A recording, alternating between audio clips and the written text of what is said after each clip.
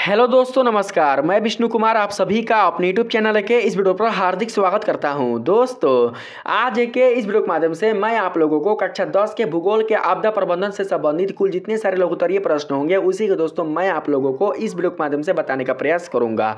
दोस्तों, मैंने इस वीडियो के माध्यम से आपदा प्रबंधन से संबंधित कुल जितने सारे दोस्तों क्वेश्चन लिया है, ये सारे के सारे क्वेश्चन आपके मैट्रिक एयरपोर्ट के एग्जाम के लिए बहुत ही इंपॉर्टेंट होंगे। इसलिए दोस्तों, इस वीडियो में दिए जा रहे हैं किसी भी प्रश्न को आप लोग बिल्कुल भी मिस नहीं कीजिएगा। तो आइए बिना देर किए स्टार्ट करते हैं अपने आज के इस वीडियो क्लासेस को।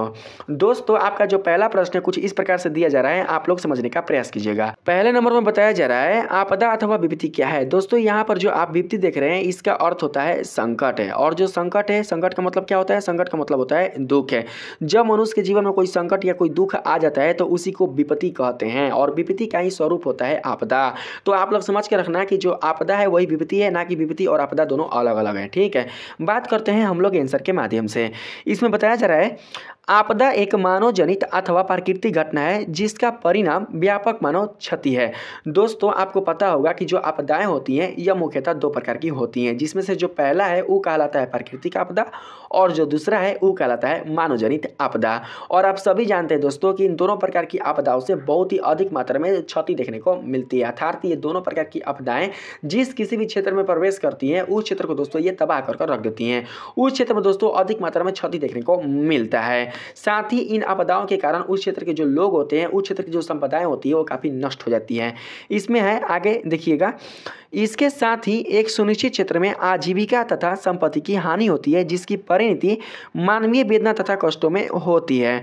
दोस्तों, आप समझ पा रहे होंगे कि जिस किसी भी क्षेत्र में अगर ये आपदाएं आ जाती हैं तो उस क्षेत्र को दोस्तों ये तबाह कर रख देती है। जैसे कि मान लेते हैं कि अगर कोई क्षेत्र संपन्न है, समृद्ध है, उस क्षेत्र की जो व्यवस्था है वो सुचारू ढंग से चल पा रही है, तो दोस्तों ऐसी स्थिति में क्या होता है कि आपदा के प्रभाव के कारण वे जो क्षेत्र होते हैं वो दोस्तों तबाह हो जाते हैं। जैसे कि अगर कोई क्षेत्र दोस्तों संपन्न है, जैसे कि मान के चलते हैं कि उस क्षेत्र में नए नए सड़कों का निर्माण हुआ है, नए नए भवन बने हैं, नए नए घर बने, नए नए विद्यालय बने हैं, नए नए हॉस्पिटल बने हैं, वहाँ पर दोस्तों जो कार्य पद्धति है लोगों का समाज में वो सुचारू ढंग से चल पा रहा है। जैसे कि जो लोग हैं वो मंदिर में जा रहे हैं दर्शन करने के लिए, जो रोगी हैं वो उपचार कराने के लिए जा रहे हैं हॉस्पिटल में, जो विद्यार्थी हैं वो पढ़ने के लिए जा रहे हैं विद्यालय में, जो बड़े बड़े जो स्टूडेंट हैं वो जा रहे हैं कॉलेज में शिक्षा प्राप्त करने के लिए, जो डॉक्टर हैं वो उपचार करने के लिए जा रहा है हॉस्पिटल में।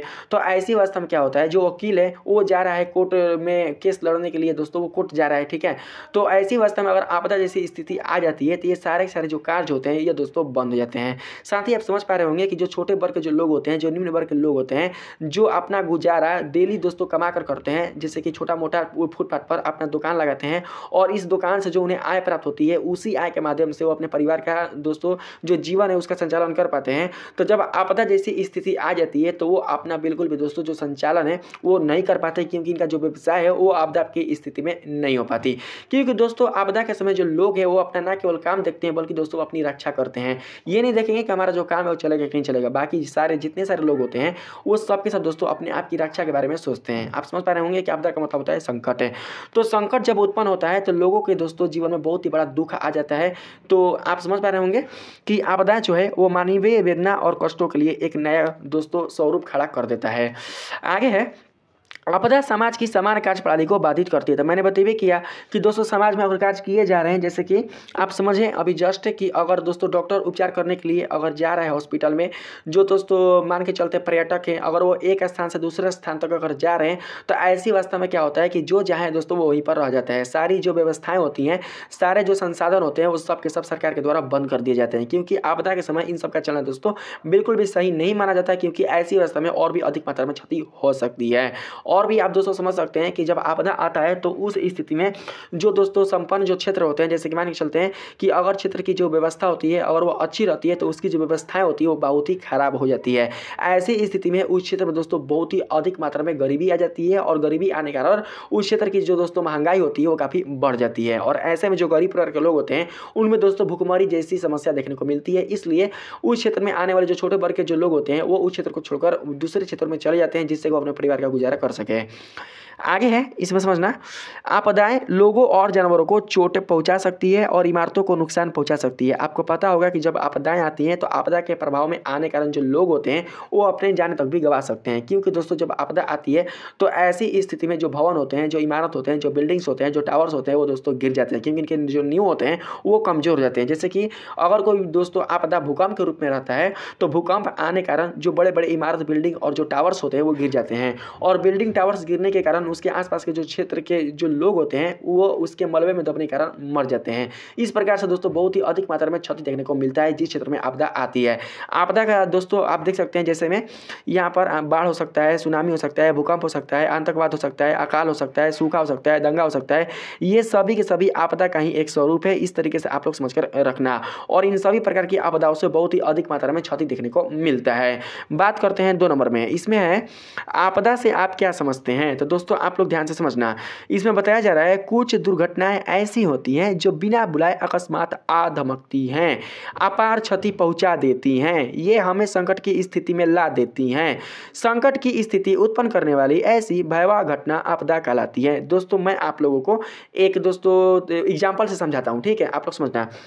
जैसे कि मान के चलते कोई व्यक्ति हंसी खुशी के साथ खुशीपूर्वक अपने घर से बाहर निकलता है काम पर जाने के लिए, या हो सकता है कि वो रिश्तेदार में जाने के लिए अगर वो अपने घर से बाहर निकलता है, या हो सकता है पढ़ाने के लिए बाहर निकलता है, या कोई भी कार्य के लिए अगर वो अपने घर से बाहर निकलता है और एक स्थान से दूसरे स्थान तक जाने के लिए दोस्तों अगर कोई वो यातायात का साधन प्रयोग में लेता है, जैसे कि बाइक हो गया या बस हो गया, मान के चलते हैं दोस्तों बसें ले लेता है, ठीक है। अगर वो बस में दोस्तों सवारी करता है और ये जो बस है वो यात्रा के दौरान अगर पलट जाता है तो दोस्तों उस स्थिति में क्या होता है कि इस व्यक्ति के साथ उस बस में बैठे हुए कुल जितने सारे यात्री होते हैं वे सब के सब दोस्तों उस आपदा का शिकार हो जाते हैं। और ये जो व्यक्ति है दोस्तों यही सोचता है कि हमें तो पता ही नहीं था कि हम जिस बस पर बैठे थे वो बस मेरे जीवन में इतना बड़ा संकट लेकर आ जाएगा। तो ये जो संकट है उसके जीवन में अकस्मात आया है, अचानक आया है, वो नहीं जानता था कि उसके जीवन में इतना बड़ा संकट उत्पन्न हो सकता है। जैसे कि आप लोग बहुत सारे दोस्तों न्यूज़ के माध्यम से घटना सुने होंगे कि अचानक ट्रेन में आग लग जाता है, अचानक किसी को कोई गोली मार देता है, या अचानक कोई लड़का या कोई बच्चा छत से नीचे गिर जाता है। तो ये सब दोस्तों अचानक जो घटना है वो सब के सब आपदा के रूप में जाने जाते हैं। या हो सकता है बहुत सारे ऐसे परिवार होते हैं जिसमें दोस्तों हंसी खुशी कुछ समय पहले था और कुछ समय बाद उस परिवार में मातम छा जाता है। जैसे कि मान के चलते हैं कि सास पतोह मिलजुल कर रह रहे हैं और कुछ समय बाद हो सकता है कि जो पतोह है वो सास के कुछ बातों से नाराज होकर वो गई रसोई घर में और तेल उझिलकर जल गई। तो ऐसे में क्या हुआ कि उसका जो पूरा परिवार है वो एक संकट में आ चुका। तो ये सब के सब दोस्तों एक प्रकार के आपदा के ही स्वरूप होते हैं। तो ये जो भयावह घटना होती है, ये जो बड़ा से बड़ा जो आप भयानक घटना देख रहे हैं, ये सब के सब आपदा का ही दोस्तों एक स्वरूप कहलाती है। जैसे कि कोई व्यक्ति मान के चलते हैं बाइक से अगर जा रहा है यात्रा करने के लिए, या बाइक से अगर जा रहा है दोस्तों एग्जाम देने के लिए और उसका बाइक का अगर एक्सीडेंट हो जाता है तो दोस्तों बाइक के एक्सीडेंट होने से उसकी जानें चली जाती हैं। तो ये जो घटना हुआ ये अकस्मात हुआ, या हो सकता है उसका अगर पैर हाथ टूट जाता है तो उसके जीवन में दोस्तों ये जो कष्ट है, जो दुख है वो आ जाता है। तो वो भी एक प्रकार का दोस्तों आपदा ही कहलाएगा। मतलब आप समझ सकते हैं एक लाइन में, हमारे सामाजिक आर्थिक जीवन को भारी खतरे में डालने वाली अकस्मात घटना ही आपदा है। जैसे कि आपके घर में अचानक आग लग गया किसी लापरवाही के कारण, तो वो भी एक प्रकार का आपदा ही कहलाता है। आपके घर की कुल जितने सारी वस्तुएं होती हैं उपयोगी, वो सारे दोस्तों जल जाती हैं। यहाँ तक कि जो लोग होते हैं आपके घर के वो भी दोस्तों जल जाते हैं अगर वो अपने आप की सुरक्षा नहीं कर पाए आग से। तो बात करते हैं 3 नंबर में।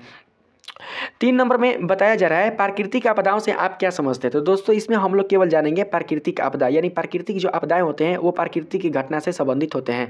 जैसे आप लोग यहाँ पर समझ सकते हैं आंसर के माध्यम से, ऐसी कोई भी प्राकृतिक घटना जिससे मनुष्य के जीवन या सामग्री को हानि पहुंचे प्राकृतिक आपदा कहलाता है।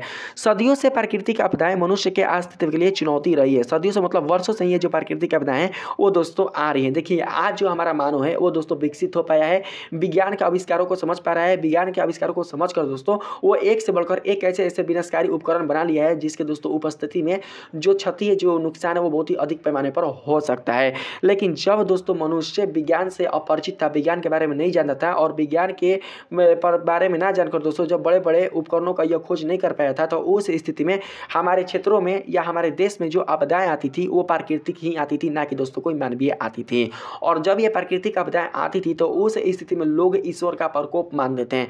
लोग इस चीज़ से अपरिचित थे कि जो भूकंप है वो क्यों आता है, जो बाढ़ है वो क्यों आता है, जो सुनामी है वो क्यों आता है, जो बिजली है वो क्यों गिरती है, जो बादल है वो क्यों फटता है, जो बारिश है वो अचानक से लगातार क्यों होती है, ये सब दोस्तों इसका जो कारण है वो नहीं जानते थे। बस ये समझते थे कि हमारे किसी गलती के कारण जो भगवान है वो नाराज हो चुके हैं और उनके नाराजगी के कारण ही ऐसा जो भयानक घटना है वो देखने को मिल रहा है। इसलिए जो लोग हैं वो भगवान को शांत करने के लिए क्या करते थे कि वो पूजा पाठ अर्चना वो करना शुरू कर देते थे। और साथ ही जब भगवान वैसे भी अगर नहीं मानते थे तो लोग क्या करते थे कि जानवरों की बलि भी दिया करते थे। अगर जानवर की बलि से भी भगवान खुश अगर ना हो तो कभी कभी इन लोग क्या करते थे दोस्तों कि किसी क्षेत्र में जाकर कोई बच्चा या कोई महिला या किसी व्यक्ति को उठाकर उसकी बलि वो दे देते थे, जिससे कि जो भगवान है उनका जो प्रकोप है वो शांत हो जाता है। ऐसा जो अंधविश्वास था पहले के लोगों में था, जिससे कि दोस्तों ऐसा जो घटना है उससे बचने के लिए ऐसे वो काम वो करते थे। तो आप लोग समझ पा रहे होंगे कि जो ये प्राकृतिक आपदा है वो सदियों से दोस्तों चले आ रहे हैं, जिससे बचने के लिए जो लोग हैं ऐसी ऐसी जो व्यवस्था है वो किया करते थे। आगे है, देखिए मैं आप लोग को बता दूं कि जो ईश्वर है वो कभी भी अपने भक्तों का नुकसान नहीं सोचते हैं, क्योंकि जो पूरा पूरा जो प्राकृतिक है जो हम लोग ये सब ईश्वर की हैं। आप लोग सोचिए दोस्तों कि हम लोग अपने माँ के गर्भ में 9 महीने तक अपने जीवन के अस्तित्व को बनाए रखते हैं। जो परमात्मा जो ईश्वर आपकी माँ के गर्भ में 9 महीने तक आपके जीवन के अस्तित्व को बनाए रखता है, वो ईश्वर आपके साथ गलत कैसे कर सकता है। जो पूरी संपत्ति पूरी ईश्वर की ही है, वो ईश्वर अपने संपत्ति का ही नुकसान कैसे कर सकता है। दोस्तों आपके क्षेत्र में जो भी प्राकृतिक आपदा आते हैं वो आपकी गलती के कारण आते हैं, आपके लापरवाही के कारण आते हैं। बहुत सारे बच्चे ये बोलेंगे कि पहले के जो लोग थे वो तो कोई लापरवाही नहीं करते थे, वो तो कोई मतलब जो प्राकृतिक है उसको प्रदूषण नहीं पहुंचाते थे, उसको गंदगी नहीं करते थे, तो फिर जो प्राकृतिक आपदाएं थे वो क्यों आ रहे थे। तो दोस्तों देखिए ये एक प्रकार का प्राकृतिक घटना होता है। जब आप लोग भूगोल पढ़िएगा साइंस पढ़िएगा तो आपको पता चलेगा कि ये जो प्राकृतिक घटनाएं होते हैं वो क्यों आते हैं। ये दोस्तों सौरमंडल में जो घटनाएं घटती हैं या दोस्तों जो उल्का पिंड होते हैं, जब ये पिंडे टकराते हैं तब जाकर ऐसी जो घटनाएं होती है वो दोस्तों देखने को मिलता है। तो इसे कोई मनुष्य रोक नहीं सकता। लेकिन जो पहले आपदाएं आते थे वो दोस्तों बहुत ही विनाशकारी रूप में आते थे, बार बार नहीं आते थे, बहुत ही दोस्तों सालों बाद आते थे। लेकिन आज के समय में जो आपदाएं हैं प्राकृतिक वाले दोस्तों बराबर आ रहे हैं, और इसका जो मेन कारण है वो है प्रकृति को दोस्तों क्षति पहुंचाना, जो कि मनुष्य पहुंचा रहा है। जब तक दोस्तों मनुष्य प्रकृति को क्षति पहुंचाते रहेगा तब तक जो आपदाएं होंगे वो हमारे प्राकृतिक में आते रहेंगे। इसलिए हमें अपने प्रकृति की रक्षा करनी चाहिए। अगर नहीं करेंगे तो आने वाले समय में दोस्तों नुकसान हमारा ही होगा, ना कि दोस्तों प्रकृति का होगा। जो प्रकृति की वस्तुएं होती हैं वो बिल्कुल भी बेकार नहीं जाती है, वो ऐसे ना तो वैसे अपने आप का मेकअप वो कर लेती है, लेकिन हाँ कहीं ना कहीं नुकसान जो है वो हमारा ही हो जाता है। तो दोस्तों आप लोग थोड़ा सा आगे समझना। देखिए इसमें बताया जा रहा है जंगलों में आग, बाढ़, हिमस्खलन, भूस्खलन, भूकंप, ज्वालामुखी, सुनामी, चक्रवाती तूफान, बादल फटने जैसी प्राकृतिक आपदाएं बार बार मनुष्य को चेतावनी देती है। दोस्तों आप लोग कुल जितने सारे यहाँ पर आपदा देख रहे हैं ये सारे सारे आपदाएं प्राकृतिक आपदा कहलाएंगी, क्योंकि दोस्तों यह प्राकृतिक घटना से संबंधित होती हैं। बात करें आगे तो इसमें बताया जा रहा है वर्तमान में हम प्राकृतिक संसाधनों का अंधाधुंध इस्तेमाल कर रहे हैं, जिससे प्रकृति का संतुलन बिगड़ रहा है। दोस्तों मैं आप सभी को बता दूं कि वर्तमान समय में जो मानव है वो पेड़ पौधों का इतना अंधाधुंध दोस्तों कटाई कर रहा है, जिससे कि पेड़ पौधों का जो प्रसार है वो दोस्तों घटते जा रहे हैं। आप सभी को पता है कि जंगलों का जो विस्तार है, जंगलों का जो फैलाव है वो पेड़ पौधों के कारण ही है। और जब मानव द्वारा अंधाधुंध पेड़ पौधे काटे जा रहे हैं तो उस स्थिति में प्रकृति के जो वन होंगे, जो जंगल होंगे, उनका भी प्रसार दिन प्रतिदिन घटता चला जाएगा। और दोस्तों जो वन प्राणी होते हैं, जो जीव प्राणी होते हैं, उनका जो घर होता है, उनका जो आवास होता है वो वन ही होता है। यानी कि वनों के विलुप्त होने के कारण वन में रहने वाले जो वन प्राणी होंगे वो भी दोस्तों विलुप्त होते चले जाएंगे। और बहुत सारे ऐसे वन प्राणी हैं, बहुत सारे ऐसे वन जीव हैं जिनकी प्रजातियां विलुप्त होने के कगार पर है, और बहुत सारे वन प्राणियों की जो प्रजातियां हैं वो विलुप्त हो भी चुकी हैं। और इसका जो मेन कारण है वो है मानव। दोस्तों जिस प्रकार से मानव अपने आवास के लिए, अपने घर के लिए पेड़ पौधों को काटते जा रहे हैं, ठीक उसी प्रकार से उसको ये सोचना चाहिए कि अगर हम अपने आवास के लिए किसी दूसरे के आवास को उजाड़ेंगे तो क्या ये हमारे लिए उचित होगा, क्या ये हमारे लिए सही होगा। दोस्तों आप अपने आप को सुरक्षित रखने के लिए जिस प्रकार से आप घर का निर्माण करते हैं, ठीक उसी प्रकार से जानवरों को सुरक्षित रखने के लिए, इन वन प्राणियों को सुरक्षित रखने के लिए जो भगवान है उन्होंने उन्हें वन दिया है, क्योंकि वन के माध्यम से ही वो दोस्तों अपना भोजन प्राप्त करते हैं।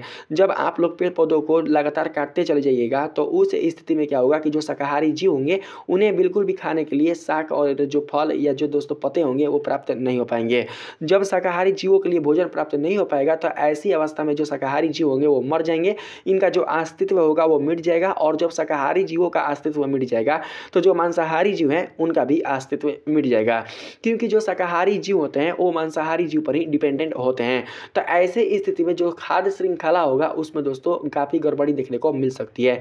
और जब खाद्य श्रृंखला में दोस्तों गड़बड़ी हो जाएगी तो ये जो प्रॉब्लम है वो केवल वन प्राणियों के लिए नहीं होगी, वो दोस्तों हमारे लिए भी उत्पन्न हो जाएगी, अर्थात हम लोग के जीवन में भी दोस्तों ये संकट उत्पन्न हो सकता है। इसीलिए हमें ये सोचकर दोस्तों कोई भी कदम उठाना चाहिए कि जो हम कर रहे हैं क्या वो हमारे लिए उचित तो है भी किया है, लेकिन क्या वो आने वाले भविष्य के लिए भी उचित होगा, या जो हमारे आने वाली जो पीढ़ी है क्या उसके लिए भी ये सही होगा, जो दूसरे लोग हैं क्या उनके लिए जो हम काम कर रहे हैं वो सही होगा। तो दोस्तों ये सारा चीज़ देखकर ही काम करना चाहिए। लेकिन जो मानव है ये तो बिल्कुल सोच नहीं रहा, वो बस ये सोच रहा है कि बस मेरा काम होना चाहिए, बाकी जाए भाड़ में। तो ऐसा बिल्कुल भी नहीं करना चाहिए दोस्तों। आपको पता होगा कि बहुत सारे ऐसे मनुष्य हैं जो दोस्तों क्या करते हैं कि बहुत सारा जो प्रदूषण वाले जो कचरे होते हैं उसे वो पानी में ले जाकर डाल देता है। नदी में, तालाब में, झरने में जब आप कचरा डालते हैं तो उससे क्या होता है कि उस तालाब झील में रहने वाले जो जीव प्राणी होते हैं, जल में रहने वाले जो जलीय जीव होते हैं, वो कचड़ों के कारण मर जाते हैं। जब वो कचरा खाते हैं, जब वो प्रदूषण वाले सामान को खाते हैं, तो दोस्तों जो प्रदूषण वाला सामान होता है वो उनके शरीर में एक जहर का निर्माण करता है। जहर के प्रभाव के कारण ये दोस्तों मर जाते हैं। देखिए नदियों का जो जल होता है वो साफ इसलिए होता है क्योंकि नदी में रहने वाले जो जलीय जीव होते हैं वो नदी के गंदगी को खाकर उसे साफ करते हैं। लेकिन जब जलीय जीव ही मर जाएंगे तो नदियों का जो जल होगा वो साफ कैसे हो सकता है। प्रकृति को सौंदर्यशील बनाए रखने में केवल मानव ही दोस्तों योगदानशील नहीं है, बल्कि इस प्रकृति में पाए जाने वाले कुल जितने सारे जीव प्राणी है, छोटे से लेकर बड़े वाले, ये सब भी दोस्तों योगदानशील है। अर्थात इन सभी के योगदान के कारण हमारी जो प्रकृति है वो अपने आप को समृद्ध बनाए रखती है। इसलिए हमें प्रकृति के वस्तुओं के साथ या प्रकृति के वन प्राणियों के साथ कोई भी छेड़छाड़ नहीं करना चाहिए। जितना अधिकार दोस्तों आपको इस प्रकृति में रहने का है, ठीक उतना ही अधिकार दोस्तों वन प्राणियों का भी है। आपका कोई हक नहीं बनता कि आप किसी प्राणी को मारकर खाएं या उसका जीवन आप लें, क्योंकि दोस्तों जिस प्रकार से आपको ईश्वर ने जन्म दिया है, ठीक उसी प्रकार से इन वन प्राणियों का भी जन्म ईश्वर नहीं दिया है। हमारा कोई हक नहीं बनता कि हम उसे मारकर खाएं। इसलिए इन सभी पर दोस्तों मनुष्य को रोक लगानी चाहिए, अर्थात उसे अपनी मानवता का प्रमाण देना चाहिए, क्योंकि हम मानव हैं। जब हम नहीं समझेंगे तो दूसरा कौन समझ सकता है, आप ही बताइए। इसलिए हमें ऐसा काम करना चाहिए जो काम दोस्तों ईश्वर के संगत हो। ईश्वर कितने प्यारे होते हैं, ईश्वर कितने भोले होते हैं, वो सबकी भलाई सोचते हैं, चाहे वो जीव हो, चाहे वो प्राणी हो, चाहे वो कोई भी मनुष्य क्यों ना हो, चाहे वो गरीब हो अमीर हो, वो सबका भला सोचते हैं। वैसा ही दोस्तों हम लोग को भी सोचना चाहिए, तभी जाकर हमारे एक अच्छे समाज का निर्माण हो पाएगा, एक अच्छी प्रकृति का दोस्तों एक नया जो स्वरूप है वो उत्पन्न हो पाएगा।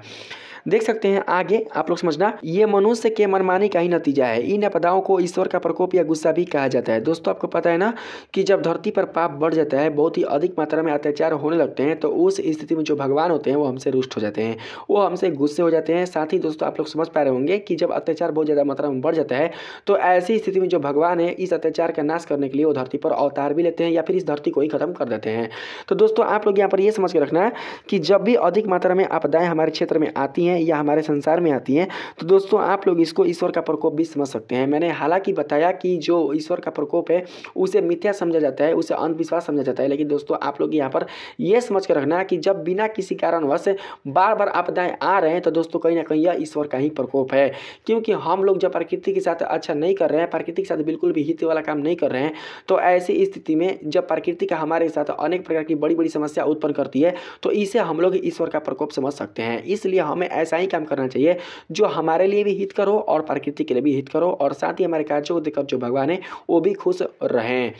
देखिए आगे बताया जा रहा है, आज मनुष्य अपने निजी स्वार्थ के लिए वनों, जंगलों, मैदानों, पहाड़ों, खनिज पदार्थों का अंधाधुंध दोहन कर रहा है। आपको पता होगा कि जो मनुष्य है वो अपने स्वार्थ में वशीभूत होकर वनों को, जंगलों को, मैदानों को, पहाड़ों को, खनिज पदार्थों को अंधाधुंध दोहन करते जा रहा है। किस लिए भाई? तो सड़क निर्माण के लिए, पुल निर्माण के लिए, घर निर्माण के लिए, भवन निर्माण के लिए, बहुत सारे ऐसे उपयोगी पदार्थ है उनको बनाने के लिए इन संसाधनों को दोस्तों यह उपभोग करते जा रहा है।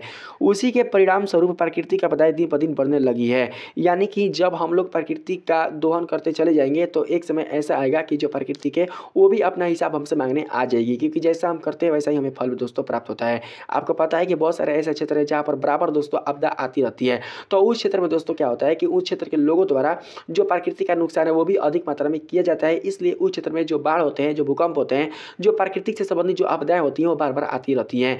इसलिए अगर हम प्रकृति के साथ अगर अच्छा व्यवहार करेंगे तो जो प्रकृति के वो अपना जो आपदा जैसा जो भयानक स्वरूप है वो हमारे सामने बिल्कुल भी उत्पन्न नहीं करेगी। आगे है, इसमें हमें सावधानी पूर्वक प्राकृतिक संसाधनों का इस्तेमाल करना चाहिए, क्योंकि दोस्तों ये जो प्राकृतिक संसाधन होते हैं वो सबके लिए उपयोगी होते हैं। ऐसा नहीं है कि आपको प्राकृतिक के संसाधन उपयोग करने के लिए मना किया गया है किसी के द्वारा। आप प्राकृतिक का संसाधन का जो उपभोग है वो आप कीजिए, लेकिन दोस्तों आप प्राकृतिक संसाधन का उपभोग उतना ही कीजिए जो कि आपके लिए भी हित करो और प्रकृति के लिए भी हित करो। यानी आप समझ पा रहे होंगे कि हमें किसी चीज़ का दोस्तों उपभोग उतना ही तक करना चाहिए जिससे कि दोस्तों बिल्कुल भी अगले को नुकसान ना हो सके। ठीक है, ऐसी आपदाओं के कारण भारी मात्रा में जाल माल की हानि होती है। जब दोस्तों प्राकृतिक आपदाएं आती हैं तो ऐसी आपदा के कारण जो भारी मात्रा में जान माल है उनको बहुत ही दोस्तों नुकसान हो जाता है, अर्थात हानि देखने को मिलती है। 4 नंबर में बताया जा रहा है आपदा प्रबंधन की आवश्यकता क्यों है। आपदा प्रबंधन की आवश्यकता आपदा के पूर्व एवं पश्चात होने वाली क्षति को कम करने या बचने से है। दोस्तों मैं आप सभी को बता दूं कि जब आप आपदा से बचने के लिए जो कुछ भी आप उपाय करते हैं उन उपायों को ही आपदा का प्रबंधन कहा जाता है।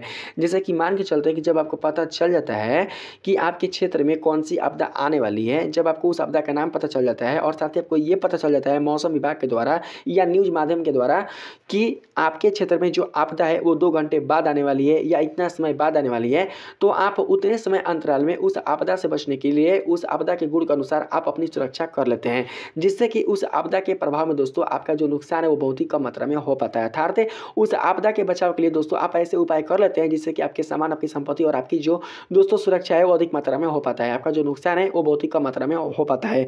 तो जो कुछ भी आप उपाय करते हैं आपदा से बचने के लिए वही उपाय दोस्तों आपदा के प्रबंधन के रूप में जाना जाता है। इस चीज को आप लोग समझ के रखना। बताया जा रहा है प्राकृतिक आपदा या मानव निर्मित आपदा इत्यादि की घटित होने से अधिक मात्रा में जैविक एवं अजैविक संसाधनों का नुकसान होता है। दोस्तों यहाँ पर जो आप जैविक संसाधन देख रहे हैं वो आपका संबंधित होगा प्राकृतिक संसाधन से, और यहाँ पर जो आप अजैविक संसाधन देख रहे हैं वो आपका संबंधित हो जाएगा मानव निर्मित संसाधन से। तो जैविक जो संसाधन है वो हो सकते हैं दोस्तों पेड़ पौधे, झील, झरने, पर्वत, पठार और भी दोस्तों ऐसे बहुत सारे खनिज पदार्थ हैं जो कि आपके जैविक संसाधन के अंतर्गत आते हैं। अगर हम बात करें यहाँ पर अजैविक संसाधन का, तो दोस्तों इसमें आ सकता है मानव द्वारा निर्मित संसाधन, जैसे कि सड़क हो जाएंगे, पुल हो जाएंगे, भवन हो जाएंगे, मंदिर हो जाएंगे, आपके दोस्तों यातायात के साधन हो जाएंगे। ये सब कुछ जितने सारे आप संसाधन देख पा रहे हैं ये सब के सब आपके अजैविक संसाधन के अंतर्गत आएंगे, और आपदा के कारण इन दोनों प्रकार के संसाधनों का बहुत ही बृहत मात्रा में दोस्तों नुकसान देखने को मिलता है। इसी संदर्भ में लोगों को विशेष प्रशिक्षण कर उसके प्रभाव को कम करना आपदा प्रबंधन कहलाता है।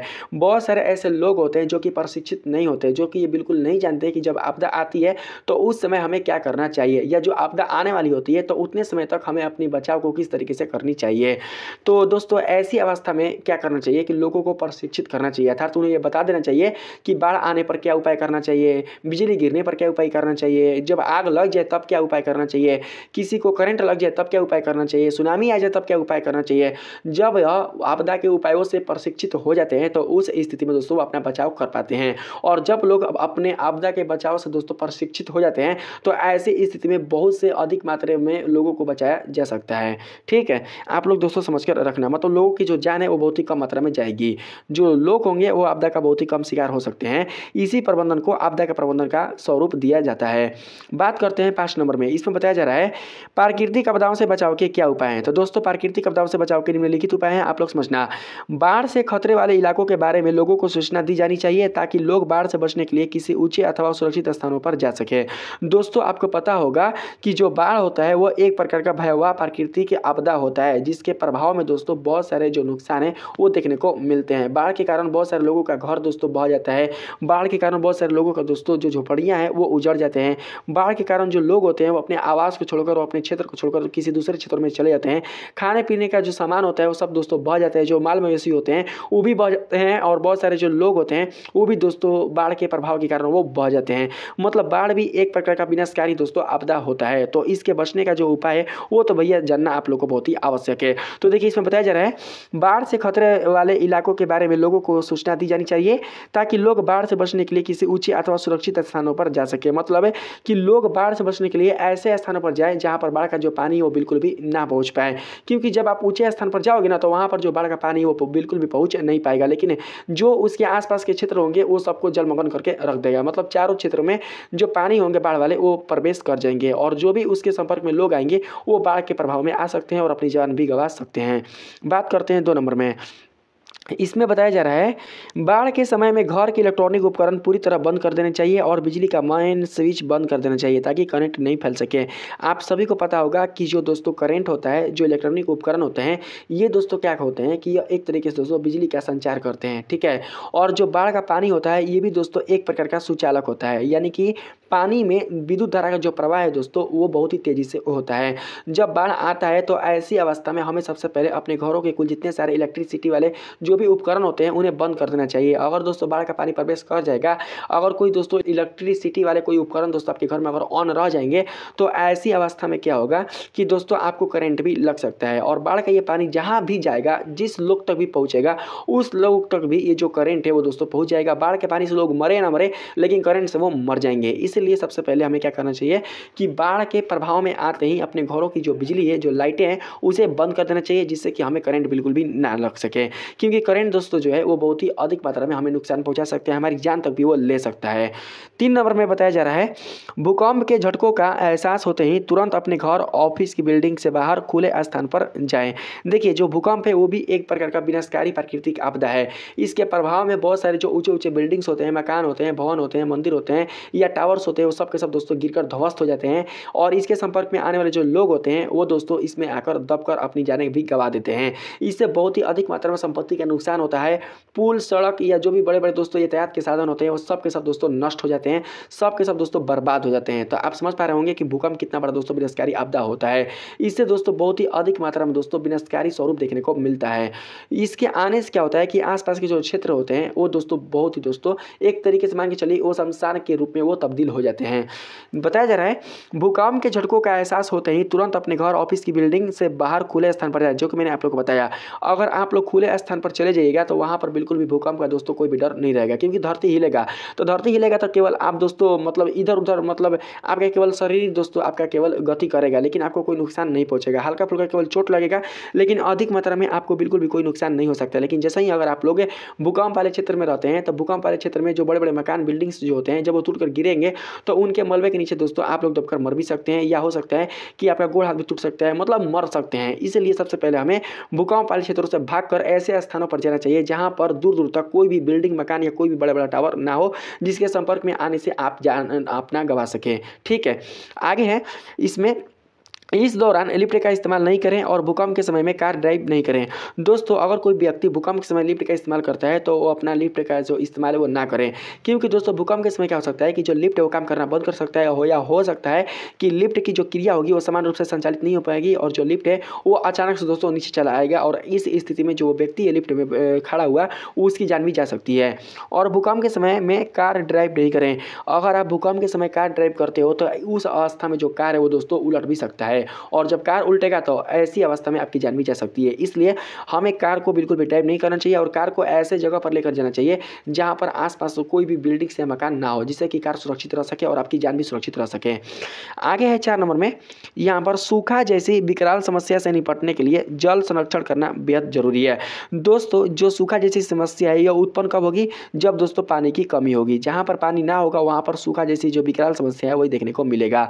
जब सूखा जैसी विकराल समस्या उत्पन्न हो जाएगी तो उस स्थिति में आसपास के जो लोग होंगे उनके पास बिल्कुल भी खाने के लिए कोई भी अनाज दोस्तों उपलब्ध नहीं हो पाएगा, क्योंकि जो लोग होंगे वो बिल्कुल भी अपने खेतों के माध्यम से बिल्कुल भी जो अनाज होंगे उसको दोस्तों पैदावार नहीं कर पाएंगे। और जब अनाज का पैदावार ही नहीं होगा, जो खेतों की सिंचाई है वो नहीं हो पाएगी। खेतों की सिंचाई कहाँ से होगा? जब दोस्तों जो खेत है, जो क्षेत्र जब वही सूखा पड़ा हुआ है तो सिंचाई कहाँ से करेगा? मुंह में से करेगा? बताइए, नहीं कर सकता है। तो ऐसी अवस्था में उस क्षेत्र में भूखमरी जैसी समस्या उत्पन्न हो जाती है। तो दोस्तों, उस समस्या से बचने के लिए क्या करना चाहिए कि लोगों को जल का संरक्षण करना चाहिए, क्योंकि जहां पर जल ना होगा वहीं पर सूखा जैसी समस्या देखने को मिलती है, और ये भी एक प्रकार का आपदा ही है जिसके प्रभाव में आने से बहुत सारे लोगों की जान भी चली जाती है। क्योंकि जो भूख है वो बहुत ही कम लोगों को बर्दाश्त होती है और भूख के कारण लोग अपनी जान भी गंवा देते हैं। खास करके बच्चे, जो बच्चे होते हैं ये रोग का शिकार हो जाते हैं, और रोग के शिकार होने के कारण उनकी जान जो है वो चली जाती है। यहाँ पर बताया जा रहा है, खेती के लिए कीटनाशकों का इस्तेमाल नहीं करना चाहिए और ज़्यादा से ज़्यादा वृक्ष लगाने चाहिए। अगर आप खेती के लिए कीटनाशकों का इस्तेमाल करते हैं तो कीटनाशकों के प्रभाव में आने के कारण जो खेत के जो छोटे मोटे जो जीवाणु होते हैं, जो सूक्ष्म जीव होते हैं वो मर जाते हैं। और आप सभी को पता होगा कि मिट्टी की उर्वरता शक्ति को बनाए रखने में जो सूक्ष्म जीव होते हैं, मिट्टी में रहने वाले, ये अपना एक महत्वपूर्ण योगदान रखते हैं, जिससे कि फसलों का जो पैदावार होता है वो बहुत ही अच्छी मात्रा में हो पाती है। ठीक है, इसीलिए हमें बिल्कुल भी कीटनाशकों का बिल्कुल भी इस्तेमाल नहीं करना चाहिए। ज़्यादा से ज़्यादा वृक्ष लगाने चाहिए। अगर आप ज़्यादा से ज़्यादा वृक्ष लगाइएगा तो उस स्थिति में आपको भूमिगत जल प्राप्त होगा। जब भूमिगत जल प्राप्त होगा तो ऐसी अवस्था में जो सूखा जैसी स्थिति है वो बिल्कुल भी आपको देखने को नहीं मिलेगी। साथ ही आप लोग भूमिगत जल से जल भी प्राप्त कर सकते हैं और अपने खेतों की सिंचाई भी कर सकते हैं, और सूखा जैसी जो विकराल समस्या है वो कभी भी दोस्तों आपको देखने को नहीं मिलेगी। इसलिए जल का जो संरक्षण है वो हमें करना बहुत ही आवश्यक है। 5 नंबर में बताया जा रहा है भूस्खलन के खतरे को भी तभी कम किया जा सकता है जब ज़्यादा से ज़्यादा पेड़ लगाया जाए। दोस्तों भूस्खलन का मतलब होता है भूमि का खिसकना। दोस्तों आपको पता होगा कि ऐसे बहुत सारे क्षेत्र हैं जहाँ पर भूस्खलन जैसी समस्या देखने को मिलती है। भूस्खलन का मतलब भूमि का खिसकना, मतलब जैसे कि मान चलते हैं पर्वत या दोस्तों ऐसे ऐसे पहाड़ हैं जहाँ पर जब भूमि खिसक जाती है तो वहाँ का दोस्तों जो भूमि का जो मलबा होता है, जो पहाड़ का जो बड़ा बड़ा जो हिस्सा होता है, जब वो नीचे आकर गिरता है तो नीचे जो छोटे मोटे बसे हुए जो गाँव होते हैं वो दोस्तों उसमें दबकर मर जाते हैं। या पहाड़ों के पास आसपास जो सड़कें होते हैं जिन पर वाहनें चलाई जाती हैं, उन वाहनों पर दोस्तों जब ये पहाड़ के जो पहाड़ के जो भी मतलब कि दोस्तों पदार्थ होते हैं जो टूट कर गिरते हैं, जब उन सड़कों पर गिर जाते हैं तो सड़क दोस्तों टूट जाते हैं और सड़क पर चलने वाले जो वाहन होते हैं वो भी ध्वस्त हो जाते हैं। तो दोस्तों इन सभी समस्याओं से बचने के लिए ज़्यादा से ज़्यादा मात्रा में पेड़ लगाए जाने चाहिए, क्योंकि जो पेड़ों की जड़ें होती हैं वो क्या करती हैं कि मिट्टी को मजबूत तरीके से पकड़ कर रखती हैं, जिससे कि भूस्खलन जैसी जो समस्या है वो बहुत ही कम मात्रा में देखने को मिलती है, यानी कि जो भूमि है वो बहुत ही अधिक मात्रा में खिसक नहीं पाती। ठीक है, बात करते हैं 6 नंबर में हिमस्खलन। हिम का मतलब होता है बर्फ़ है, यानी कि दोस्तों जब बर्फ़ जब खिसक जाती है, जैसे कि बर्फ़ का दोस्तों कोई पहाड़ है, अगर उसमें से कोई दोस्तों बर्फ़ का टुकड़ा अगर खिसक जाएगा तो उस स्थिति में बहुत ही अधिक मात्रा में दोस्तों यह एक प्रकार का विशाल समस्या उत्पन्न कर सकता है, क्योंकि हिम का मतलब होता है बर्फ़ है और ये जो बर्फ़ है वो दोस्तों बाढ़ जैसी समस्या उत्पन्न कर सकता है। इससे भी बचने के लिए पहाड़ों पर ज़्यादा से ज़्यादा पेड़ लगाए जाना चाहिए और ढलानों को काटकर चबूतरा बनाया जाना चाहिए, क्योंकि जब आप ढलानों को काटकर चबूतरा बना दीजिएगा तो उस स्थिति में जो हिम का स्खलन होगा वो बहुत ही कम होगा, मतलब घर्षण जब अधिक मात्रा में उत्पन्न हो जाएगा तो दोस्तों उस स्थिति में यह जल्दी से खसक कर वो नीचे नहीं गिरेगा, यानी उतने समय तक जो लोग होंगे वो अपना बचाव कर लेंगे, मतलब वो ऐसे क्षेत्रों में चले जाएंगे जहाँ पर वो बिल्कुल भी इसके प्रभाव में ना आ सके। ठीक है, आगे है साथ ही लोहे के तारों का जाल बनाकर भी पहाड़ों पर सड़कों की सुरक्षा की जा सकती है। जब आप सड़कों पर लोहे का जाल बना देते हैं या ऐसा क्षेत्र जहां पर हिमस्खलन जैसी समस्या देखने को मिलता है, अगर उन क्षेत्रों में सड़कों पर अगर लोहे का जाल बना दिया जाता है तो दोस्तों लोहे के जाल पर जब हिम वाला जो पदार्थ है, जो दोस्तों उसका टुकड़ा है, जब गिरेगा तो जो नीचे चलने वाले जो वाहने होते हैं या जो सड़क होते हैं वो बिल्कुल भी इसके प्रभाव में नहीं आ पाते, अर्थात हिमस्खलन से होने वाले इस विनाशकारी आपदा से वो बच जाते हैं। ठीक है, 6 नंबर पर बताया जा रहा है प्राकृतिक आपदाओं के प्रभाव को कम करने के लिए क्या करना चाहिए। दोस्तों इसमें बताया जा रहा है प्राकृतिक आपदाओं के प्रभाव को कम करने के लिए और इससे निपटने के लिए सरकार और लोगों को इसके प्रति सतर्क रहने की जरूरत है। क्यों दोस्तों? क्योंकि जो प्राकृतिक आपदाएं होती हैं यह एक प्रकार का विनाशकारी होती हैं। जब ये आती है दोस्तों तो ये बहुत ही बड़ा दोस्तों एक विनाशकारी स्वरूप लेकर आती है, जिसके प्रभाव में बहुत कुछ दोस्तों तबाह हो जाता है। अगर जब दोस्तों ये प्राकृतिक आपदा आ जाती है तो उस स्थिति में हम अपना बचाव बिल्कुल भी कर नहीं पाते हैं। इसलिए अगर हमें बचना है तो प्राकृतिक आपदा के आने के पहले ये सोचना होगा कि हम क्या कर सकते हैं। जब प्राकृतिक आपदा आने वाली होती है तो इसके पहले ही हमें बचाव करने की दोस्तों आवश्यकता होती है। इसीलिए प्राकृतिक आपदाओं के प्रभाव से बचने के लिए हमें पहले ये सतर्क हो जाना चाहिए कि जो प्राकृतिक आपदा आने वाली है वो कौन सी आने वाली है, ये जो प्राकृतिक आपदा है ये किस दिशा से आने वाली है और कितने समय बाद आने वाली है, ये सारा चीज़ हमें ज्ञात होनी चाहिए। तभी दोस्तों हम लोग उस प्राकृतिक आपदा से बचाव कर सकते हैं और ये सारा का सारा जो चीज़ है वो सरकार और देश के जो लोग हैं वही कर सकते हैं। क्योंकि दोस्तों आपको पता है कि किसी देश को चलाने के लिए सरकार के साथ उस देश के लोगों का भी साथ देना आवश्यक होता है। जब ये लोग सरकार का साथ देते हैं तो उस स्थिति में ये सभी मिलकर सरकार के साथ आने वाली बड़ी से बड़ी समस्याओं से भी जीत सकते हैं और ऐसी अवस्था में जो देश है वो अधिक मात्रा में विकसित हो पाता है। इसलिए हमें सरकार की दोस्तों जो सहायता है वो करनी चाहिए, क्योंकि जब दोस्तों सरकार प्रॉब्लम में आता है तो उसकी मदद प्रजा ही करती है और जब प्रजा प्रॉब्लम में रहता है तो उसकी मदद सरकार करती है और इस तरीके से मेलजोल के कारण जो हमारा देश है वो आगे की ओर अग्रसर हो पाता है। आगे है, इसके साथ ही हम सभी को अपने सुख सुविधाओं के लिए प्राकृतिक संसाधनों के दोहन करने से बचना चाहिए। दोस्तों मैंने आप लोगों को बताया ना कि प्राकृतिक आपदाओं का जो मेन कारण है वो है प्राकृतिक संसाधनों का दोहन करना। जितनी अधिक मात्रा में दोस्तों मानवों ने प्राकृतिक संसाधनों का दोहन किया है उतनी अधिक मात्रा में जो प्राकृतिक आपदाएं हैं वो दोस्तों आती रहती हैं।